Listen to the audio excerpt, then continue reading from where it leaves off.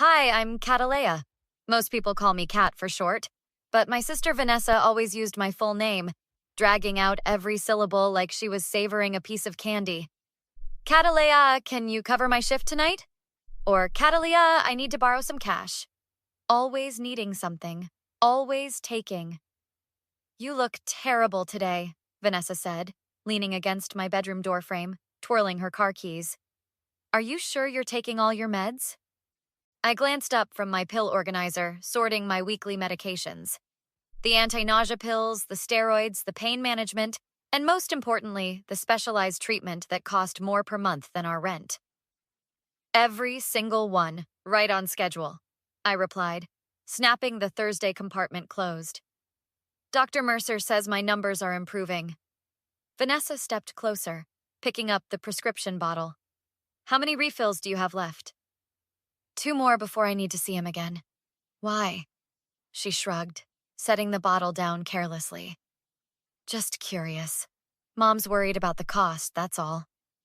My best friend, Jade, noticed first. We were having coffee at the hospital cafe after my treatment. You're looking paler than usual, she said, stirring her latte. Are you sleeping okay? Not really. The pain's been worse this week, and I'm getting those dizzy spells again. The ones I had before diagnosis. Jade frowned, leaning forward. Did you tell Dr. Mercer? Yeah, at my appointment yesterday. He seemed confused, said my medication should be controlling those symptoms by now. What did he say exactly? I took a small sip of tea. He asked if I was taking everything as prescribed. Then he made this weird comment about how medication only works if you actually take it, not if you're saving it up. Saving it up? Why would you do that? Jade's eyebrows furrowed. I wouldn't. That stuff is keeping me alive. Did something happen to your last refill? You just got it last week, right? I nodded slowly, a cold feeling spreading through my chest. Yeah, but the bottle seemed emptier than it should have been. I figured I was imagining things. Jade's eyes widened. Kat, when was the last time Vanessa asked to borrow money? About 2 weeks ago. She said she needed it for car repairs, but I trailed off as realization dawned. Check your medication. Right now, Jade insisted, already standing. When we got back to my apartment, Vanessa wasn't home. I went straight to my nightstand and pulled out my medication bottle. It was half empty. It should have been nearly full. I don't understand, I whispered, hands shaking. Why would she... My phone buzzed. A text from Dr. Mercer's office. Please call regarding your prescription concerns. I called immediately, putting it on speaker so Jade could hear. Miss Rodriguez? This is Kelly from Dr. Mercer's office. The doctor wanted me to follow up after your conversation yesterday. Yes, I've been having symptoms again, and he seemed concerned. There was a pause. Well, yes. He mentioned your sister called last month expressing concerns that you might be hoarding medication, or possibly selling it. What? My voice came out as a strangled whisper. She said you asked for early refills to stockpile medication. Since these are controlled substances, we had to flag your chart.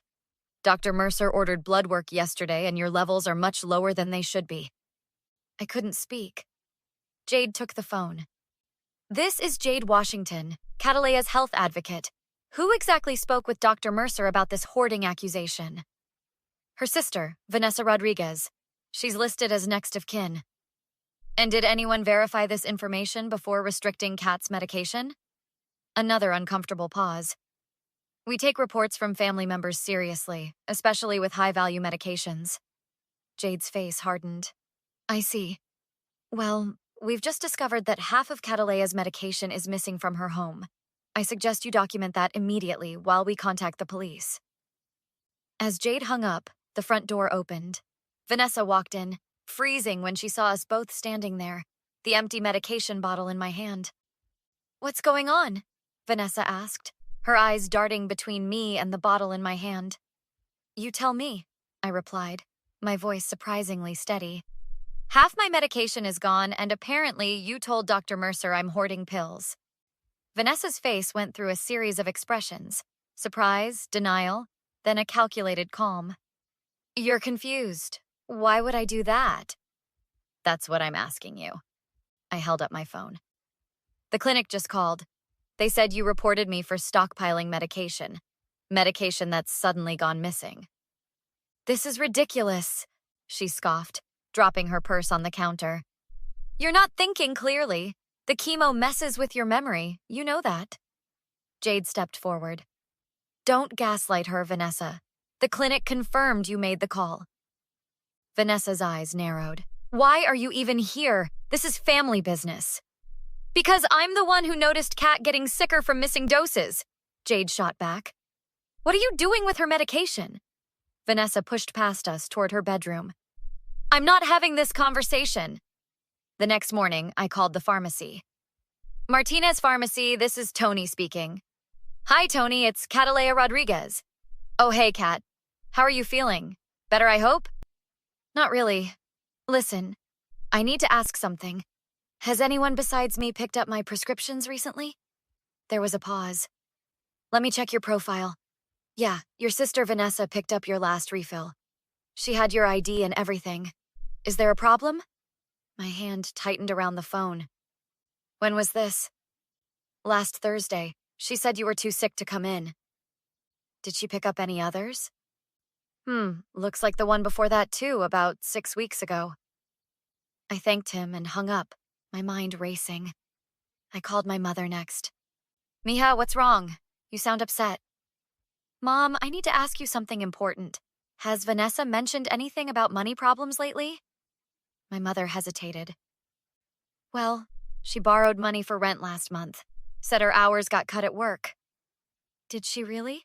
What do you mean? I think Vanessa's been stealing my cancer medication and selling it. Dios mío, Catalea! How could you say such a thing about your sister? The pharmacy confirmed she picked up my prescriptions. My pills are missing and I'm getting sicker. There must be some misunderstanding. She told my doctor I was hoarding medication. Mom, I'm calling because I need to know if she's done anything like this before. My mother was silent for so long I thought she'd hung up. Finally, she spoke, her voice small.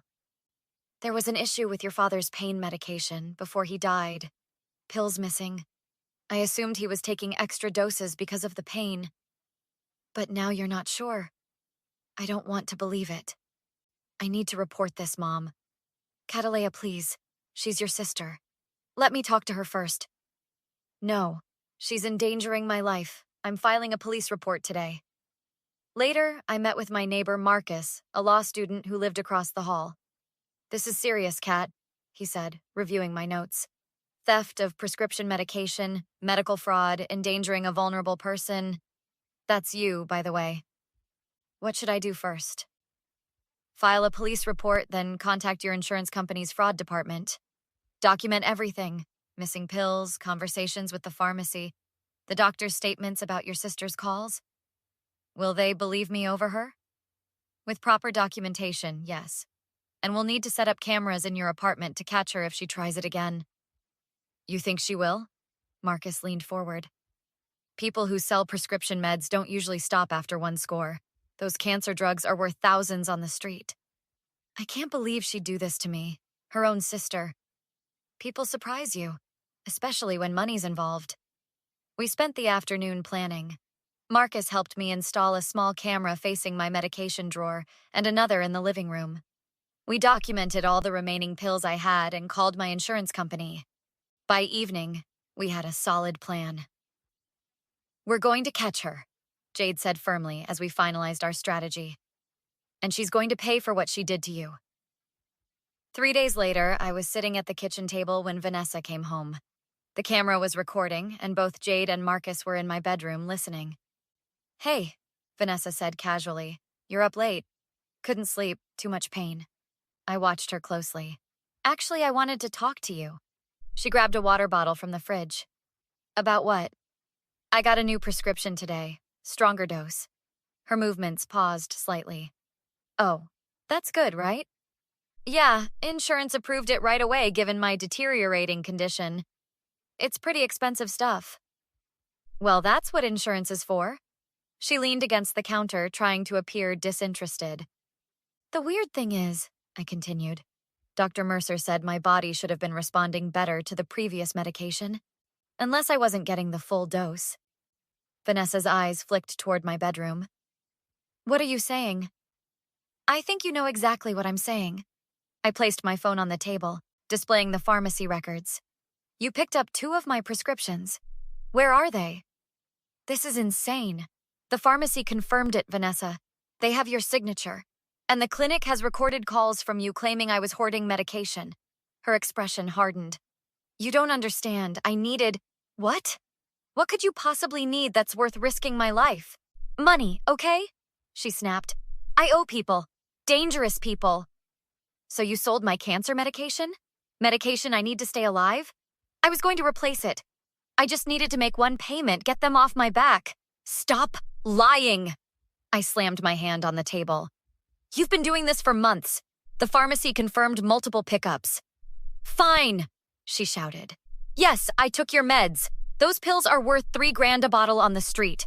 Do you know how much money that is? I know exactly how much it is. It's my life you're selling. Don't be so dramatic. You are getting better anyway. I'm getting worse, because I'm not getting my full treatment. Jade and Marcus emerged from the bedroom, causing Vanessa to step back in surprise. What is this? An intervention? She sneered. No, Marcus replied calmly. This is evidence collection. We've been recording everything, Jade added. Your confession included. Vanessa's face contorted with rage. You set me up? Your own sister? You stole medication I need to stay alive, I replied evenly. You lied to my doctors and made me think I was losing my mind when symptoms returned. What kind of sister does that? I was desperate. You don't know what it's like. Don't you dare make excuses. You watched me suffer. Vanessa's eyes darted around the room like a cornered animal. You're not going to tell the police. We're family. Family doesn't do what you did. I'm sorry, okay? I made a mistake. I'll make it up to you. I laughed bitterly. How? Can you give me back the months of treatment I missed? Can you undo the damage to my body? Catalea, please. She reached for my arm. I jerked away. Don't touch me. You ungrateful little… She grabbed my shoulder roughly. After everything I've done for you… Marcus stepped between us. That's assault, Vanessa. Back off. Mind your own business, she hissed, shoving him backward. Vanessa, stop! I shouted as she lunged toward me. In the chaos, she knocked over a lamp, sending it crashing to the floor. Jade immediately dialed 911 as Vanessa continued ranting, threatening what she'd do if I reported her. I'll tell them you're crazy, she screamed. Who do you think they'll believe? You're the one on all those medications. I'll say you're having delusions. It's all on video, Marcus reminded her, pointing to the camera. Every threat, every admission. Vanessa's face went pale. You wouldn't do this to me. I'm your sister. You stopped being my sister the moment you decided your debts were worth more than my life. The police arrived within minutes. After reviewing our evidence and taking statements, they arrested Vanessa for theft of controlled substances, fraud, and assault. We'll need you to come to the station tomorrow to provide a full statement, Officer Chen told me as they led Vanessa away. Bring all your documentation. Will this actually go anywhere? I asked. I've heard these cases get dropped. Not this one, she assured me. Prescription fraud involving cancer medication is taken very seriously. Plus, you have video evidence of both confession and assault. The next few weeks were a blur of police statements, meetings with the district attorney, and medical appointments. My mother called daily, alternating between begging me to drop the charges and expressing disbelief at what Vanessa had done. She's facing serious jail time, Catalea, Mom said during one call. Up to 5 years. Can't you tell them you don't want to press charges? No, Mom. She knew exactly what she was doing. She watched me get sicker and did nothing. But she's your sister. And I'm your daughter. The daughter who could have died because of what she did. My treatment was back on track, but Dr. Mercer warned me about the setbacks. The inconsistent medication levels have complicated your treatment, he explained during my follow-up. We're essentially starting over in some respects. Will I still recover fully? I asked. He hesitated. It's possible, but it'll take longer now. I'm sorry about what happened, Catalea. We should have verified your sister's claims more thoroughly. 3 months later, I sat in the courtroom as Vanessa accepted a plea deal. 3 years with possibility of parole after 18 months, plus restitution payments. Before being led away, she asked to speak with me privately. Against my better judgment, I agreed. We sat in a conference room, a guard standing nearby. I just want to say I'm sorry, she began, eyes downcast. I never meant for things to go this far, but they did. I know, and I'm paying for it. She looked up. When I get out, maybe we can… No, I cut her off. There's no we anymore, Vanessa. You're my sister by blood, nothing more. You can't mean that. We grew up together. We shared everything. Including my cancer medication, apparently. She winced. I deserve that. But people make mistakes, Catalea. Huge, terrible mistakes. And sometimes they deserve a second chance. Second chances are earned, not given. And some things can't be forgiven. So that's it? 18 months from now, I get out, and you want nothing to do with me? That's exactly it. Tears filled her eyes. What will you tell Mom? The family? The truth, that you chose money over my life. 6 months later, I sat with Jade and Marcus at my favorite cafe, celebrating my latest scan results. Complete remission, Jade read from my medical report, grinning widely. Despite the treatment interruption, that's what they're calling it? Doctor speak for your sister tried to kill you for profit, Marcus commented. I laughed, surprising myself with how good it felt. Either way, I made it. Have you heard from her? Jade asked carefully. She writes letters. I don't read them. And your mom? Still torn. She visits Vanessa every month, but finally stopped asking me to forgive her. I stirred my tea. Some betrayals can't be undone. What's next for you? Marcus asked. I'm thinking of starting a support group for patients who've experienced medical fraud by family members. It happens more than people realize. Jade raised her glass. To second chances, not for those who hurt us, but for ourselves. And to consequences, I added, for those who deserve them. As we clinked glasses, I realized something important. Trust, once shattered, doesn't have to be rebuilt with the person who broke it. Sometimes the healthiest choice is to place that trust elsewhere, with friends who became family when family failed to be friends. I survived cancer twice, once the disease itself, and once the betrayal that nearly took my treatment away. Both made me stronger in different ways. Both taught me who deserves a place in my life, and neither defined my future.